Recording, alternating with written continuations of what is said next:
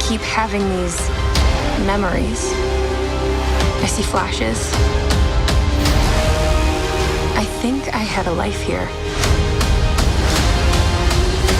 But I can't tell if it's real. Marvel's first female-centric superhero movie. She's the one likely to save the world in Avengers Endgame. It's okay to expect a lot from Captain Marvel.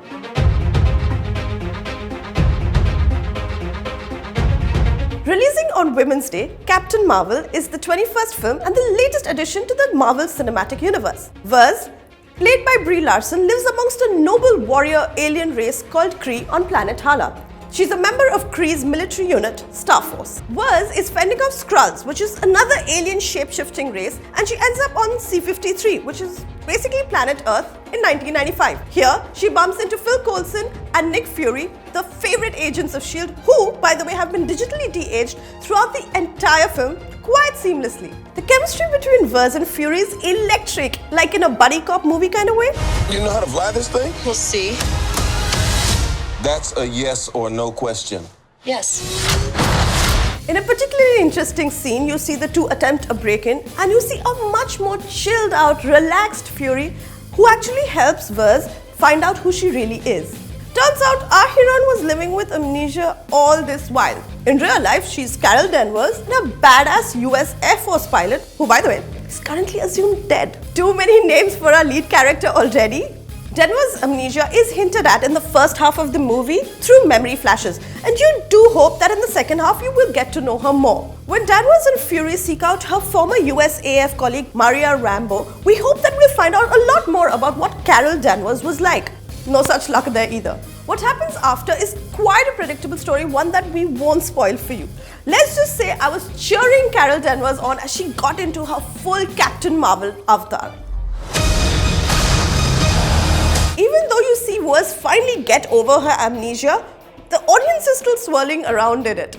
We never really fully get to know who Carol Danvers is, and you can't connect with her at a human level like we did with a Tony Stark or a Peter Quill, because we got to know their flawed human selves before we got to know them as Iron Man or Star-Lord. I would have loved to see some parts of Danvers' early life, the circumstances that led her to become the fierce woman that she is today. I'd like to believe that Oscar winner Brie Larson tried really hard, and she manages to bring the role to near perfection. But perhaps it's a little too perfect? Where's the Fury emotion? How is she not devastated that a huge chunk of her life is taken away from her? The film isn't just an origin story for Captain Marvel, but also for Nick Fury as we know him and Avengers Initiative. All of which will culminate in Avengers Endgame, where Captain Marvel is a key player in defeating Thanos. And for the most part, the film does all of that. I won't deny, my initial reaction was that I loved it, as all Marvel fans are going to. As an afterthought and as a skeptic, I wasn't just feeling it for the Cap just yet, particularly about her going against Thanos in Endgame.